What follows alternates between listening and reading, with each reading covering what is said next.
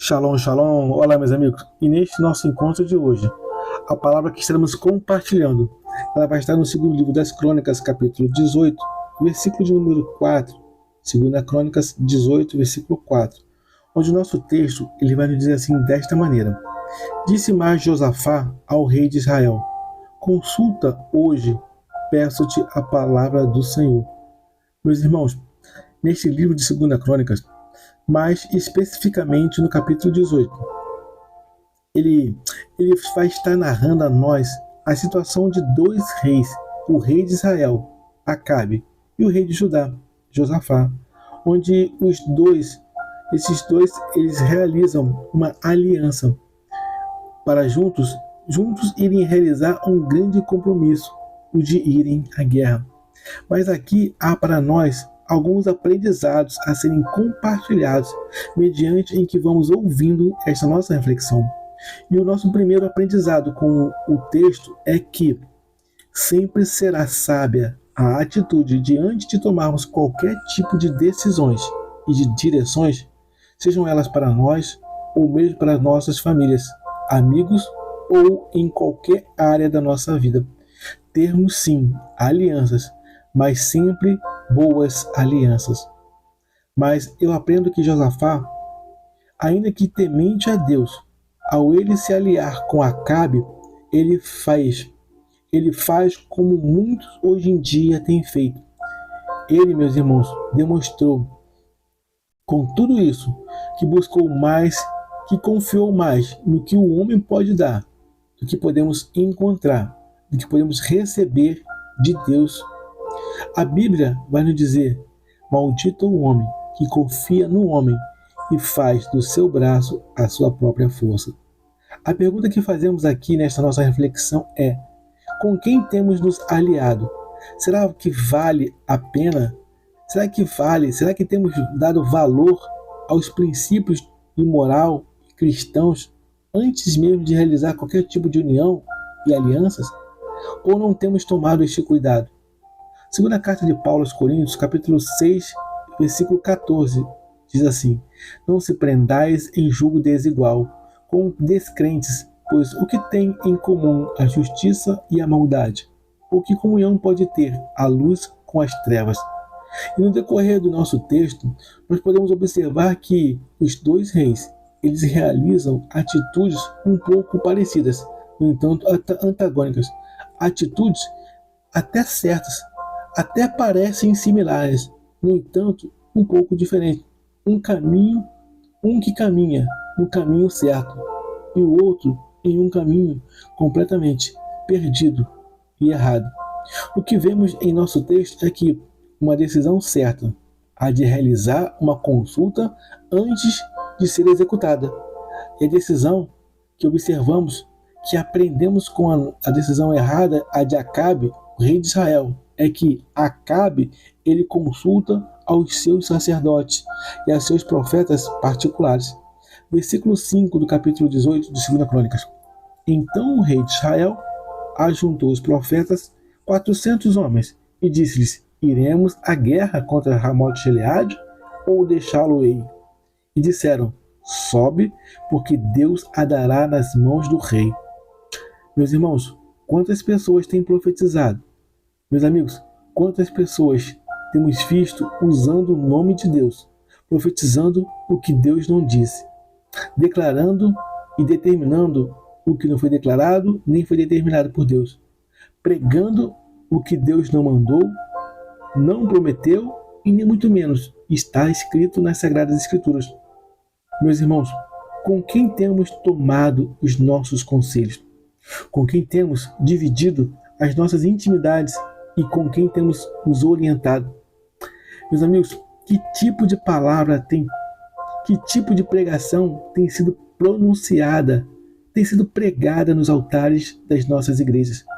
A palavra de Deus ou as palavras e as falsidades dos homens? Acabe, meus irmãos, como há muitos no mundo de hoje, decide perguntar e confiar em seus profetas, sacerdotes particulares, aqueles que nunca o confrontam e que nunca se opõem em suas decisões. Porém, Porém, eu aprendo com Josafá, onde o texto diz, 2 Crônicas, capítulo 18, versículo 4.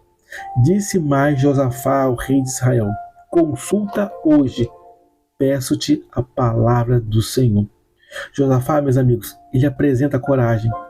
Josafá apresenta coragem em contestar ao próprio rei de Israel. Acabe, um rei que demonstra insegurança e medo de consultar outras pessoas, pessoas que não apenas confirmam as suas palavras, mas que também nunca a contestam, nunca se opõem. Eu aprendo também nesse texto com Josafá que, diante de situações imediatas, não podemos, e nem muito menos mais podemos deixar para um outro momento. O que se deve ser feito já, imediatamente. O texto diz, consulta hoje.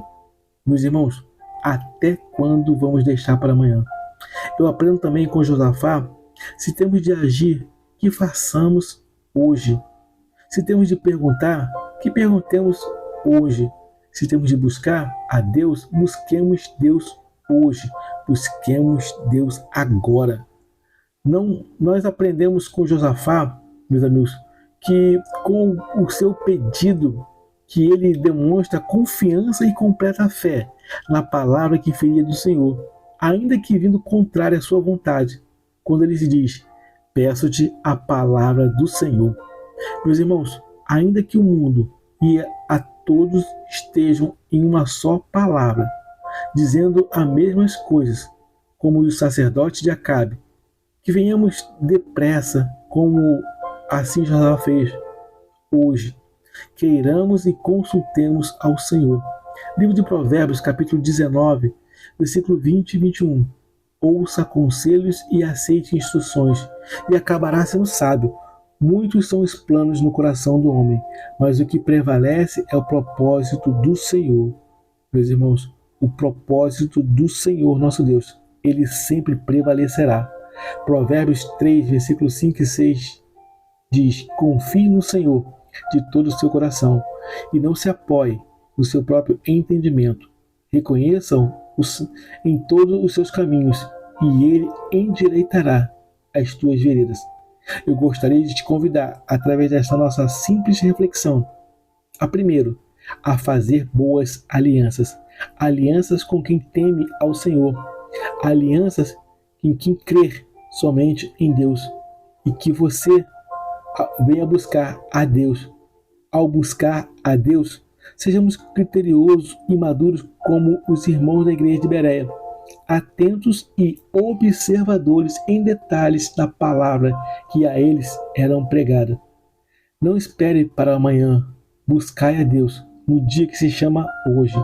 Muito cuidado, meus irmãos, muito cuidado com o seu próprio entendimento. Eles podem estar te levando por caminhos parecidos, mas não definitivos e fundamentados somente na verdade. Jesus disse, eu sou o caminho e a verdade e a vida. Ninguém vem ao Pai se não for por mim. Eu inicio a conclusão da nossa reflexão com o texto, segundo o livro das Crônicas, capítulo 18, versículo 20. Então saiu um espírito e se apresentou diante do Senhor e disse, eu o persuadirei. E o Senhor lhe disse, com que? Ele disse, eu sairei e serei um espírito de mentira na boca de todos os seus profetas. E disse o Senhor, tu o persuadirás e também prevalecerás. Saiu e faz assim.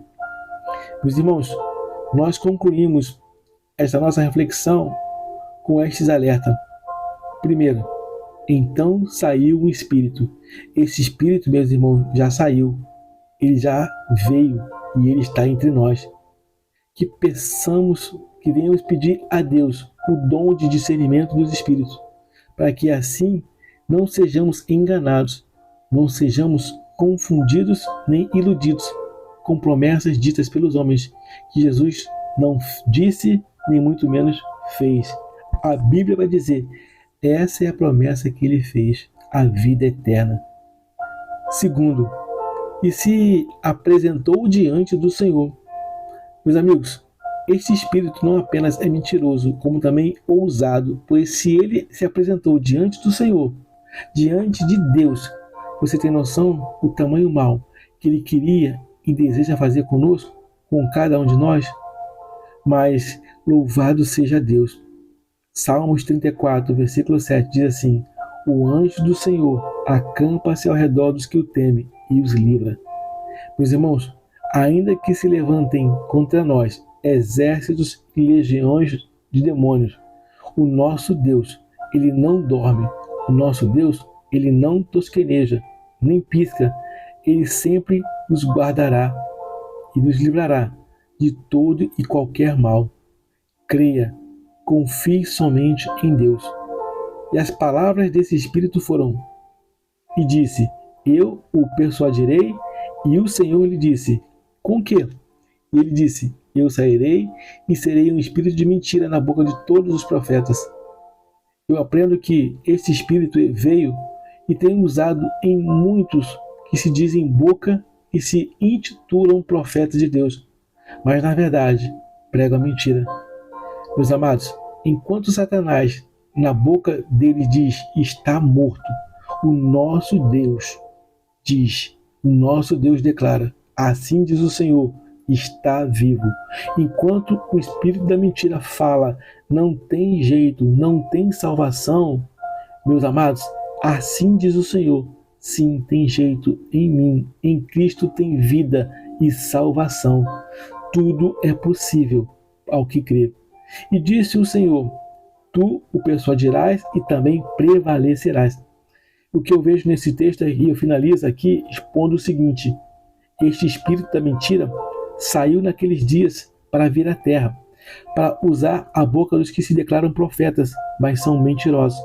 E o que percebemos é que, além deles virem para pregar a mentira, além deles virem para distorcer a verdade e falarem inverdades, é que, sim, eles vieram e até hoje eles não voltaram. E que, além do texto dizer que eles enganarão a todos, isto significa que é importante meditar na palavra de Deus. É importante conhecer a verdade. Se a verdade só a encontramos na palavra de Deus. E além desse espírito enganar, o texto diz que ele prevaleceu. Mas louvado seja Deus que, ainda que no mundo esteja maligno, a Bíblia ela vai nos dizer, maior é o que está em nós do que está no mundo. Aquele que domina o mundo, o príncipe deste século, ele não tem poder sobre os verdadeiros servos do Deus Altíssimo. Amém, meus irmãos? Meus amados, guardem essa reflexão em seu coração e eu gostaria de te fazer a mais importante das perguntas.